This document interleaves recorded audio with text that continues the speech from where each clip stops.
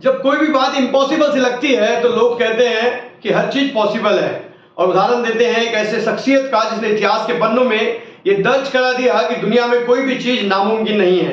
एक छोटे से बेट पर पैदा हुआ ऐसा बंदा जिसने देखते ही देखते फ्रांस के राजा के सिंहासन पे बैठ गया और सारे यूरोप को जीत लिया। एक ऐसा व्यक्ति जिससे उसके दुश्मन खौफ खाते थे, उसके सैनिक उससे प्यार करते थे, जो अपनी जिंदगी में कभी नहीं हारा और जब हारा तो उसका अस्तित्व ही खत्म हो गया। जिंदगी में 2 बार उसको बंदी बनाया गया और जब दूसरे बार बंदी बनाया गया तो उसके बाद वो कभी लौट कर नहीं आया। एक ऐसा राजा जिसने यूरोप को जीत लिया। जी हाँ दोस्तों, हम बात करने वाले हैं इतिहास के पन्नों से एक अमर व्यक्ति की जिसका नाम है नेपोलियन बोनापार्ट। नेपोलियन बोनापार्ट कौन थे, कैसे थे और क्या था उनका रुतबा और क्या थे उनकी शौर्य की कहानी, एक रोमांचक सफर में मैं आपको लेके चलने वाला हूं, इसलिए वीडियो के अंत तक बने रहें। नेपोलियन बोनापार्ट एक रोमांचक सफर। दोस्तों, नेपोलियन बोनापार्ट के कुछ कोट्स मैंने यहाँ पे लिए कि दुनिया में 2 ही चीजें सबसे ताकतवर है, एक आत्मा और दूसरी तलवार। तलवार ताकतवर तो बहुत होती है लेकिन जीतती आखिरी में आत्मा। एक ऐसा राजा जिससे उसके दुश्मन खौफ खाते थे और सैनिक उससे मोहब्बत करते थे। उसे पता तो था उसे मरना है लेकिन जिंदगी में कुछ करके मरना है, इतना महत्वाकांक्षी वो था। आज बात करने वाले हैं हम नेपोलियन बोनापार्ट की। उसकी जिंदगी में 2 ही उसूल थे, एक तो जीत और दूसरा हार। बीच का कोई ऑप्शन उन्होंने अपने लिए नहीं छोड़ा था। दोस्तों, नेपोलियन बोनापार्ट जिसने पूरे फ्रांस को, पूरे यूरोप पर कब्जा करने के लिए आगे लाया और कब्जा कर भी लिया।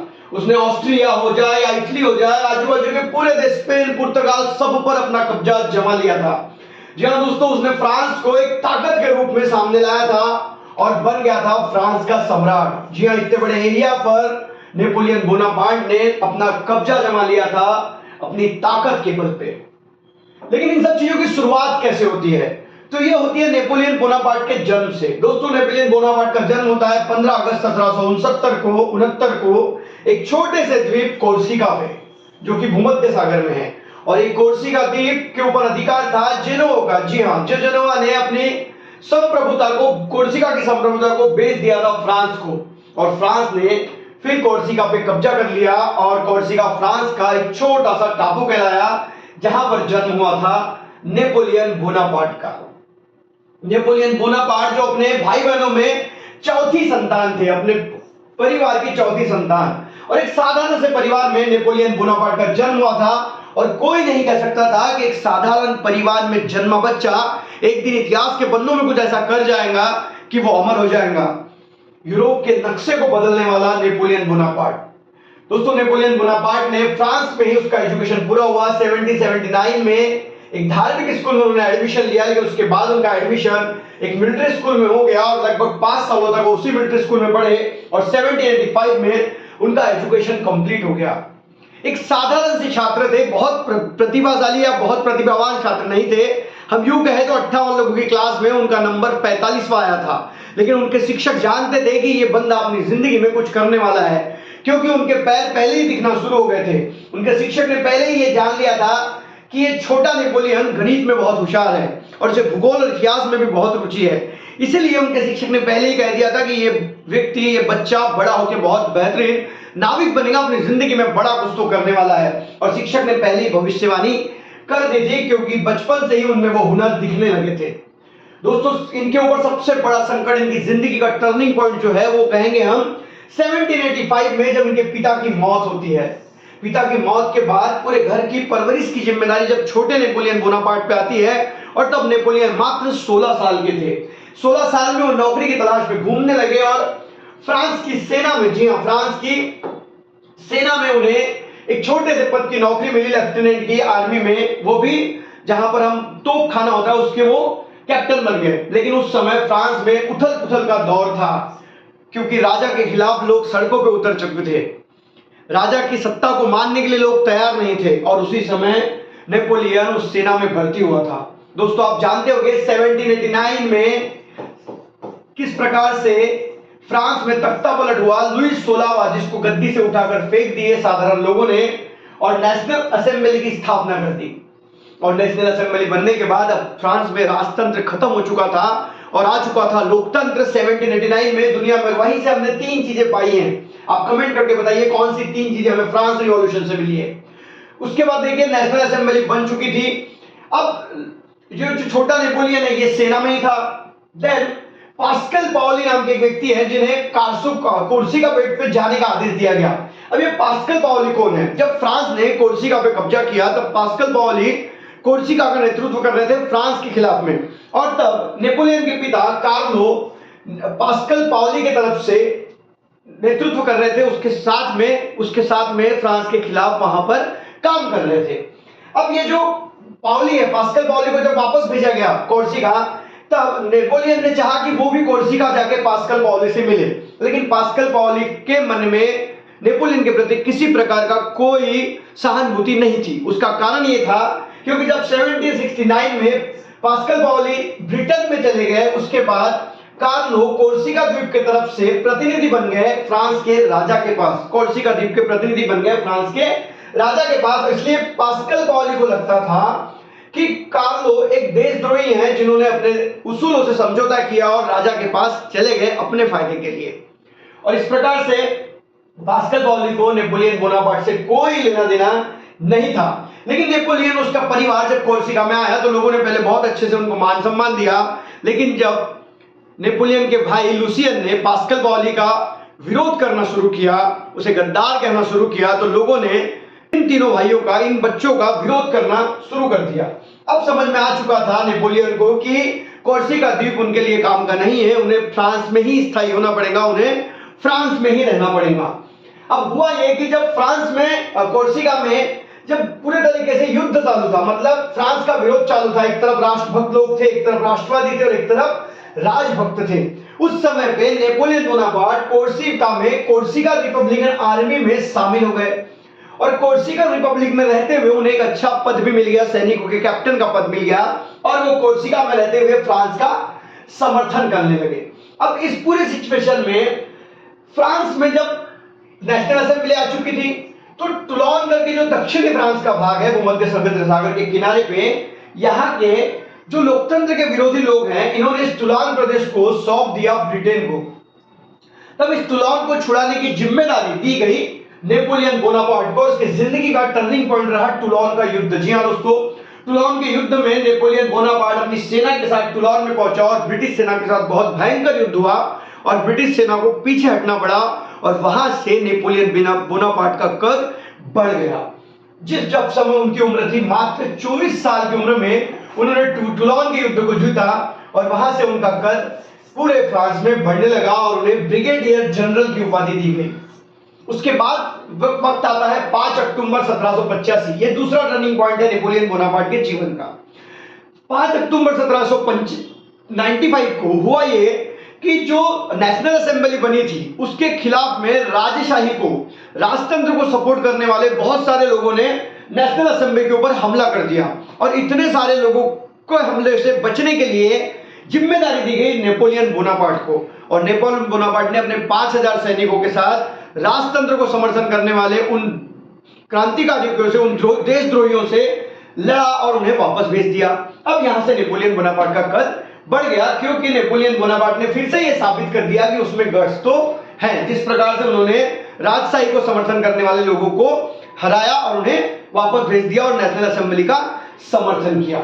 अब बात यह आती है कि 1796 में नेपोलियन बोनापार्ट ने जोसेफिन नाम की एक महिला से शादी किया, और उसके जस्ट बाद उनकी जिंदगी में युद्ध के पूरे काम शुरू हो गए। जी हाँ दोस्तों, उनकी जिंदगी में युद्ध के पन्ने पलटना शुरू हो गए। उन्होंने सिर्फ 2 टुलोन का युद्ध लड़ा था और लोकतंत्र को बचाया था। इसके बाद उन्होंने अपनी नजरें घुमाई इटली की तरफ। इटली जो कि बिल्कुल फ्रांस के दक्षिण में है, भूमध्य सागर में, और नेपोलियन को यह लगता था कि इटली के नॉर्थ से इधर ऑस्ट्रिया है, ऑस्ट्रिया कहीं फ्रांस पे हमला ना कर दे, इसलिए नेपोलियन बोनापार्ट चाहता था कि इटली पे उसका कब्जा हो, और इटली का तब एकीकरण नहीं हुआ था, और इसीलिए सबसे पहले उन्होंने अपनी नजरें घुमाई इटली की तरफ। अब आप देख सकते हैं इधर ऑस्ट्रिया, इधर फ्रांस है। अब नेपोलियन बोनापार्ट चाहता था कि ये एरिया वो कब्जा कर ले, रिपब्लिक ऑफ वेनिस के ऊपर कब्जा कर ले, और इसीलिए जब फ्रांस ने नेपोलियन बोनापार्ट के नेतृत्व में वहां पे सेना भेजी तो इस पूरे एरिया को उन्होंने कब्जे में ले लिया। तो इसके 2 पार्ट हो गए, एक सिसिलियन रिपब्लिकन, सिसिलियन रिपब्लिकन आ गया फ्रांस के कब्जे में, और इस साइड वाला जो विनिशियन एरिया है वो चले गया ऑस्ट्रिया के कब्जे में। उसके बाद नेपोलियन बोनापार्ट ने पूरे इटली के बहुत सारे भागों पर कब्जा कर लिया, इटली का एकीकरण किया और इटली पर कब्जा कर लिया। देखते ही देखते नेपोलियन बोनापार्ट ने 1799 तक यूरोप के बहुत बड़े हिस्से पर अपना कब्जा जमा चुके थे, जिसमें इटली है, ऑस्ट्रिया है, स्पेन है, पुर्तगाल है। अब फ्रांस के सामने सबसे बड़ा प्रतिद्वंदी था तो वो था ग्रेट ब्रिटेन। जी हाँ दोस्तों, उस समय की पावरफुल कंट्री जिसको हम कहते हैं, जिसने बहुत सारे देशों को अपने कब्जे में लेकर रखा था, वो ग्रेट ब्रिटेन ही उसके विरोध में खड़ा था। और फ्रांस को पता था, नेपोलियन बोनापार्ट को पता था, अगर यूरोप में ताकतवर बनना है तो ग्रेट ब्रिटेन को हराना होगा। और इसका भी चांस उन्हें मिलने वाला था, क्योंकि देखो ग्रेट ब्रिटेन की जो नेवी है, रॉयल नेवी, उस समय की सबसे ताकतवर नेवी कहलाई जाती थी। अब रॉयल नेवी को हराना है तो कहीं ना कहीं बहुत पावरफुल होना पड़ेगा। तो नेपोलियन बोनापार्ट चांस ढूंढ रहा था कि कैसे इनको हराया जाए। तो हुआ ये कि ब्रिटेन और स्पेन का युद्ध छिड़ गया और पूरे के पूरे जो जहाजी बेड़े हैं ब्रिटेन के, वो बिजी हो गए यहां पर स्पेन के युद्ध में। अब इसे पता चल गया कि ये मौका है ब्रिटेन के साथ युद्ध करने का, क्योंकि ब्रिटेन तो स्पेन के साथ बिजी है। और इसीलिए नेपोलियन बोनापार्ट ने तय कर लिया कि अब हमें युद्ध करना है ब्रिटेन के साथ। हुआ ये कि जब ये पूरे ब्रिटेन के बेड़े यहां पर थे तो उन्होंने अपने बेड़े को भूमध्य सागर में उतार दिया। अब नेपोलियन बोनापार्ट को पता था कि अगर पूरे दुनिया पे राज करना है तो पूर्व एशिया को जीतना होगा, मतलब पूर्व भाग को जीतना होगा। अब आप देख सकते इतने बड़े एम्पायर में ब्रिटेन का राज था और यहां पर था हमारा प्यारा भारत। और भारत के महत्व को नेपोलियन बोनापार्ट अच्छे से समझता था और इसीलिए उसने ये सोचा क्यों ना भारत पे कब्जा किया जाए। लेकिन उसे पता था कि अगर हमें एशिया में अगर जाना है तो हमें मध्य एरिया में कहीं तो भी एक स्टॉप चाहिए जहां पर हमारी सेना रह सके, जहां पे हमारा बेस बन सके। इसीलिए उन्होंने, नेपोलियन बोनापार्ट ने जुलाई 1798 में डिसाइड किया कि वो मिस्र पे हमला करेंगे। मिस्र जो कि सेंटर में आता है, आप देख सकते हैं इजराइल वगैरह के बाजू में है ना, तो मिस्र में उसको कब्जा करना था। और इसीलिए नेपोलियन बोनापार्ट ने चोरी से, चुपके से अपने जहाजी बेड़े को ब्रिटेन के रॉयल नेवी से बचाते हुए मिस्र पर हमला कर दिया। और जब मिस्र पे हमला किया तो मिस्र के मामलुक सुल्तान उसके सामने टिक नहीं सके और सबसे पहला कब्जा नेपोलियन बोनापार्ट ने मिस्र पे कर लिया। अब मिस्र पे कब्जा होने के बाद नेपोलियन बोनापार्ट को आगे बढ़ना था, लेकिन उसे पता था कि भारत के साथ संपर्क बढ़ाना इतना आसान नहीं, क्योंकि भारत पे ब्रिटेन का कब्जा था। लेकिन भारत में एक व्यक्ति था जो नेपोलियन बोनापार्ट को बहुत पसंद करता था, नेपोलियन बोनापार्ट की किस्से कहानियां वो सुना करता था और नेपोलियन बोनापार्ट से प्रेरित होकर उसने भारत में भी स्वतंत्र देवता का पुतला तक लगा के रखा था। अब नेपोलियन बोनापार्ट मिल गए टीपू सुल्तान से। जी हाँ दोस्तों, टीपू सुल्तान जो कि मैसूर के बादशाह हुआ करते थे, उन्होंने गठबंधन कर लिया नेपोलियन बोनापार्ट से। और उसके बाद आगे ये हुआ कि अब तो गठबंधन हो गया, लेकिन ये सारी खबर ब्रिटेन की रॉयल नेवी के कैप्टन जो बहुत खतरनाक थे, होरासियो नेल्सन, इन्हीं का बहुत टेंशन था नेपोलियन बोनापार्ट को। और होरासियो नेल्सन को जब पता चला कि नेपोलियन बोनापार्ट अब भूमध्य समुद्र को क्रॉस करके अरबी समुद्र में भारत के ऊपर चढ़ाई करने में आगे बढ़ रहा है, तो उन्होंने स्पेन में जो अपने बीजी थे स्पेन के युद्ध में, उसको छोड़कर वो इधर आने लगे। अब हुआ ये कि ये जो होरासियो नेल्सन है, इनका एक हाथ और एक आंख नहीं थी, फिर भी इनके हौसले बहुत बुलंद थे। तो 1789 में ना 1 अगस्त 1789 में जो युद्ध हुआ, 1798 में युद्ध हुआ, उस युद्ध में होरासियो नेल्सन ने नेपोलियन बोनापार्ट को हरा दिया और नेपोलियन बोनापार्ट को वापस मुड़ना पड़ा, जिस युद्ध को नील युद्ध के नाम से जाना जाता है। 1798 का युद्ध जिसे हम नील युद्ध के नाम से जानते हैं। और उसके बाद नेपोलियन बोनापार्ट इस युद्ध में हारने के बाद वापस फ्रांस आया 1799 में। लेकिन फ्रांस में उसका बहुत बढ़िया जंगी स्वागत हुआ, क्योंकि यहां नील युद्ध को हारने से नेपोलियन बोनापार्ट के इमेज में, सम्मान में कोई कमी नहीं हुई थी। ओके, अब फ्रांस जब नेपोलियन बोनापार्ट वापस आया तो उस वक्त तक हॉलैंड को भी फ्रांस की सेनाएं जीत चुकी थी, स्वीडन के तक पहुंच चुकी थी फ्रांस की सेनाएं, मतलब फ्रांस का साम्राज्य और बढ़ चुका था।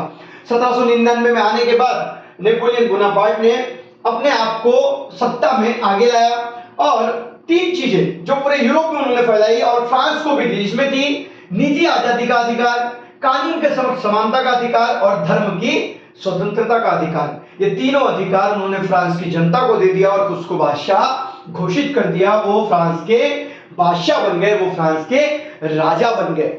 अब देखिए, कोर्सिका जैसे छोटे से पेड़ पे पैदा हुआ बच्चा अब फ्रांस का राजा बन चुका है। अब फ्रांस का राजा बनने के बाद उनकी बादशाह और बढ़ने लगी, क्योंकि ये चाहते थे कि अपने आप को और ताकतवर बनाए, और उन्हें सबसे बड़े अधिकारी कॉन्सुल की पदवी दी गई फ्रांस में।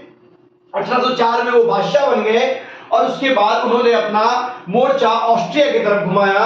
1805 में एक बहुत बड़ा युद्ध हुआ ऑस्ट्रिया और रूस के साथ, जिसमें ऑस्ट्रिया और रूस दोनों हार गए, और यहां पर फिर नेपोलियन बोनापार्ट का कद और बढ़ गया, क्योंकि रूस और ऑस्ट्रिया को हराने के बाद अब समझ में आ चुका था कि नेपोलियन को हराना बहुत मुश्किल है। 26,000 सैनिकों के साथ नेपोलियन ने रूस और ऑस्ट्रिया की सेना को धूल चटा दिया। लेकिन उसकी जिंदगी का एक बहुत बड़ा ड्रॉबैक यहां पर आता है, जब उसने रशिया पे हमला किया, क्योंकि रशिया में इस साइड से तो जीत चुका था, लेकिन उसकी इच्छा थी कि मॉस्को पे कब्जा करना है, और इसीलिए लगभग रशिया के बॉर्डर पर 6 लाख सैनिक खड़े कर दिए। अब यहां पर जब 6 लाख सैनिक खड़े हो गए, तो 6 लाख सैनिकों ने मॉस्को पर कब्जा कर लिया, और उस समय ठंडी पड़ रही थी, और ठंडी में नेपोलियन के सैनिक जी नहीं पाए, और उसके 6 लाख में से मात्र 14,000 सैनिक ही वापिस आ पाए। ये बहुत बड़ा लॉस था उस समय का फ्रांस का, क्योंकि इतने सारे सैनिक मर गए मॉस्को में और मिला कुछ नहीं। और जब ये बहुत बड़ी भूल भी कहते हैं नेपोलियन बोनापार्ट की, उसने जो मॉस्को पे कब्जा किया, और उसके बाद नेपोलियन बोनापार्ट वापस यहां पे कब्जा करने के बाद वापस अपने देश आ गया। लेकिन ये बहुत बड़ा लॉस था, उसके सैनिक मर चुके थे, उसके सैनिक अब लड़ने की स्थिति में नहीं थे, नेपोलियन कमजोर हो चुका था इस युद्ध के कारण। और उसके बाद दूसरे देशों ने, जिसमें स्विट्जरलैंड है, उत्तरी इटली है, वेनिस है, ऑस्ट्रिया है, इन लोगों ने, ग्रेट ब्रिटेन है, इन लोगों ने अपनी एक सेना बनाई और नेपोलियन बोनापार्ट मतलब फ्रांस पर हमला कर दिया 1814 में। और इस हमले में नेपोलियन बोनापार्ट को कैद करके जेल में डाल दिया गया। 1814 में नेपोलियन बोनापार्ट जेल में था, लेकिन वो इतना महत्वाकांक्षी था कि वहां से भी वो फ्रांस पे अपनी नजर गड़ाए हुआ था। और कुछ दिनों बाद नेपोलियन बोनापार्ट उस जेल से भागने में कामयाब हुआ, और 1815 में वो फिर से अपने देश फ्रांस पहुंच गया। लेकिन फ्रांस पहुंचने के बाद उसने अपनी ताकत को फिर से बढ़ाना शुरू किया, लेकिन उसकी वो ताकत फिर से लौटी ही नहीं थी कि उसके अगेंस्ट में यूरोप के बाकी देश एक आ गए, और 4-5 देशों की सेना ने नेपोलियन बोनापार्ट के खिलाफ युद्ध का मोर्चा खोल दिया। लेकिन नेपोलियन बोनापार्ट बहुत ताकतवर था, उसकी सेना ताकतवर थी, वो लीडरशिप में आगे था, और दुनिया की सेना उससे डरती थी। इसलिए 4 देशों को पूरा विश्वास नहीं था कि वो नेपोलियन बोनापार्ट को हरा पाएंगे। लेकिन वो दिन आया, वो युद्ध आया वाटरलू का, जहां पर नेपोलियन बोनापार्ट हार गया। दोस्तों, यहां पर मार्च 1815 में रूस, ऑस्ट्रिया, प्रशिया और ग्रेट ब्रिटेन इन देशों ने मिलकर फ्रांस के ऊपर धावा बोल दिया, और उन्होंने लड़ने का जो स्थान रखा वो रखा बेल्जियम को। बेल्जियम में ब्रुसेल जो राजधानी है, उसके पास एक स्थान है वाटरलू।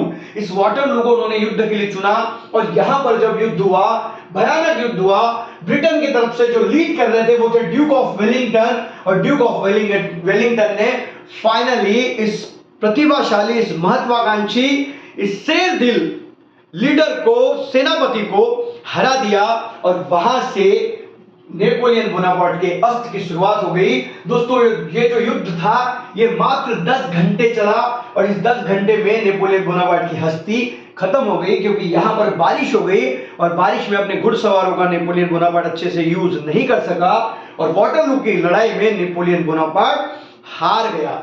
मतलब उसके अस्त की कहानी लिखी गई वाटरलू की लड़ाई में 1815 में। और वाटरलू की लड़ाई में हारने के बाद ये हारा हुआ शहंशाह ये बैठा हुआ है, और नीचे मुंडी डाल के उसको पता था कि अब मेरा अस्त आ चुका है, अब मैं खत्म हो चुका हूं।